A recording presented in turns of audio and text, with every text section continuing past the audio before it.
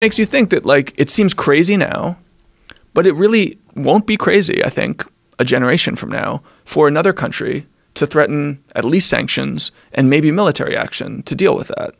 You know, after World War II, we built a whole liberal international order around the principle of human rights. That would have been unthinkable in the 20s.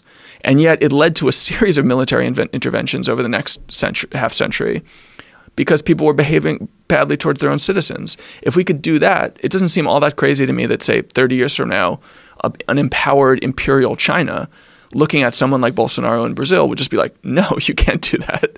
We're just gonna go in and like take you out. Yeah. And this is what I mean when I say it's a kind of all-encompassing, all-impacting threat. Our politics will be shaped by it. Our geopolitics will be shaped by it. Our everything will be shaped by it. We could have climate wars like in the not too distant future. Jesus Christ. How is this being received? The book? Yeah. Are people resisting it? Is there anybody that wants to debate you on this? So I wrote this article a couple years ago that produced, I mean, it was a huge sort of viral phenomenon, but it produced also some scientific criticism. And, we published a fully annotated version where we showed where every single line came from. But there were still scientists who were arguing about whether the messaging was precisely calibrated, whether it was too bleak, too dark. The book has had none of that. I mean, it's a bestseller. First week it was on the Times bestseller list, number 6. It's bestseller in England. It's been in and out of the Amazon top 10. And all of the reviews have been really kind. I think this goes to what you were saying before. I think like the conversation is changing. People are actually really interested in talking seriously about just how big a deal this is in a way that they might not have been just a year ago. Where is the resistance, though? Is there any resistance to it right now? To the book? Well, not just the book, but just the concept in general. 73% of Americans believe climate change is real. 70% of Americans are concerned about it. Those numbers are up 15% since 2015. Who are the 27 that don't? I mean, I think it's hard right-wingers. Yeah. Yeah. But those numbers are. We live in a culture now where like most people's worldview passes through a prism of partisan politics. So like, there's amazing studies that show that in the early 90s there was no partisan divide between on the question of whether O.J. Simpson was guilty. When you controlled for race, Republicans and Democrats had the same idea about O.J. Simpson's guilt. That is totally unthinkable today. And there's now a huge partisan split on whether 12 Years a Slave deserves an Oscar.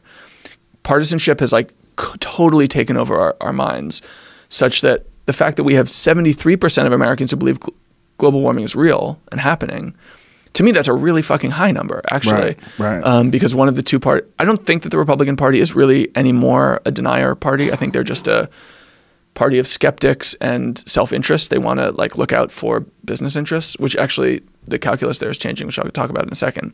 But people don't want to believe that horrifying things are real because who would? It's terrifying.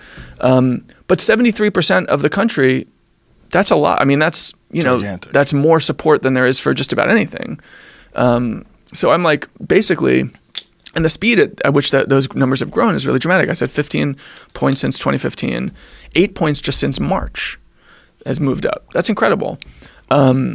And I do think that the economic logic is really powerful here. So it used to be the case that there was economic conventional wisdom that action on climate was going to be really expensive because it would require massive upfront investment and it would mean also foregoing economic growth. But all of the new research the last couple of years reverses that logic totally. So there was a big report 2018 that said that we could add $26 trillion to the global economy through rapid decarbonization by just 2030. We could avoid all of these horrible $600 trillion impacts that we're talking about if we decarbonize rapidly. And there are also obviously business opportunities there. There are whole solar empires to build. There are whole new electric grid to build. So the economic conventional wisdom is now that fast action on climate is better for the economy than slow action on climate. That hasn't yet totally taken over the perspective of our policymakers globally, but I think it will soon. And when it does, I think that we'll see like a real sea change in their perspective, because I think for a long time, even people who cared about climate thought, well, I want to do something, but if I have to like cost some people some jobs and cost like a percentage point of economic growth, that's not worth it. Let me just kick the can down the road. This is a slow-moving phenomenon. We'll invent our way out of it. We'll grow our way out of it. But all of the new research says, like, let's get started right now. And we'll see how that plays out. I mean, if we really have to have global emissions by 2030, it means really, really aggressive action, which I don't think is possible. But I do think that we'll see much more aggressive action in the decade ahead than we've had in the decades in the past. So you think that once there's a financial incentive for people to either some sort of an industry that reduces carbon or something along those lines, industries that are working to mitigate global warming, that once there's a financial sort of benefit for these people to innovate and to move forward with this, that's when we're going to see real change? Yeah, well, also that, I mean, direct investment of particular companies, but also, you know, government leaders who look around and say, if the economic picture is going to be better 10 years from now, if we make massive investments in green energy, than it would be, and even like pass laws, you know, regulating say fuel efficiency or even banning internal combustion engines, which I think will happen within a couple decades.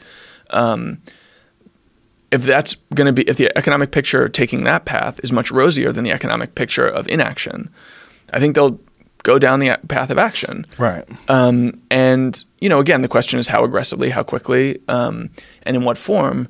But I do think that, you know, I do think the incentives will be different 5 years from now than they looked 5 years ago.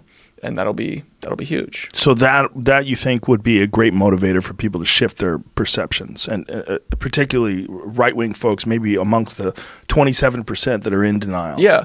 Well, I mean, if you look around the world, denial is not really a problem anywhere but the U.S. There's a little bit of it in the U.K., but it's a totally American phenomenon. And when you understand that the U.S. is only 15% of all global emissions, is that just typical American arrogance? Like, what do you think is the root of that?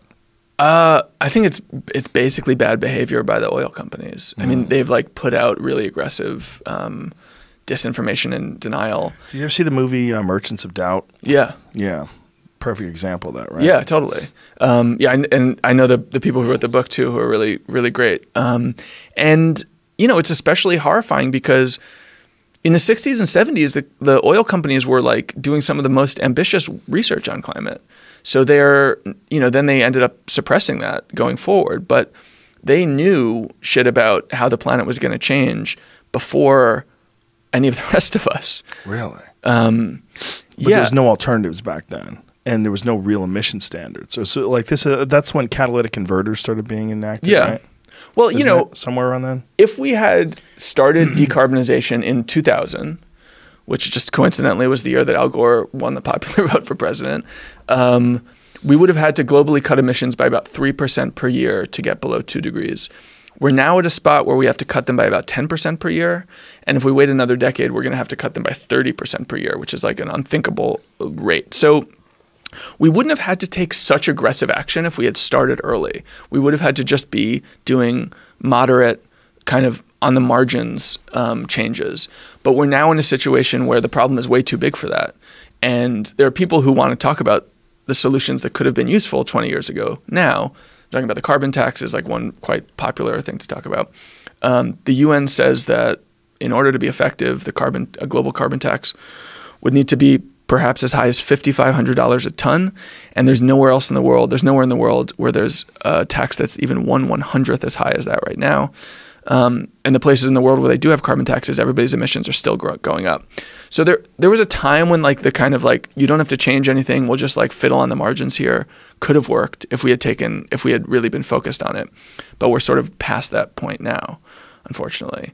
But it's interesting, you know, talking about the oil companies, I think they're responsible for denial, but I also think that denial is not all that important in American politics, because when you look around the world, you see many countries with very different politics, even quite universally focused on climate issues, who are not behaving any better when it comes to carbon than we are. And so you think, well, what is the sickness here? Is it the Republican Party and their climate denial, or is it the fact that all of us just want, you know, more, better, cheaper stuff? And we have a really hard time conceiving of different paths that don't push us towards more consumption and, you know, more more of the modern amenities that we sort of assume will keep accumulating over time. I mean, people say financial capitalism is the problem. I have some sympathy for that view, but I also look around the world. I see social democracies who are behaving really poorly when it comes to carbon. I see socialist countries who are behaving really poorly when it comes to carbon. It seems on some level like it's even deeper than the systems that we have to organize and manage our cultural priorities.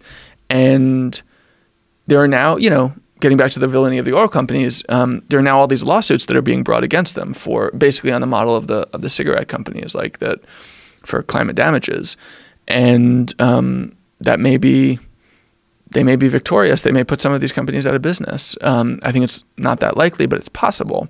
There are also other lawsuits that are happening that are really interesting. There's one in the Netherlands that some people held the Dutch government.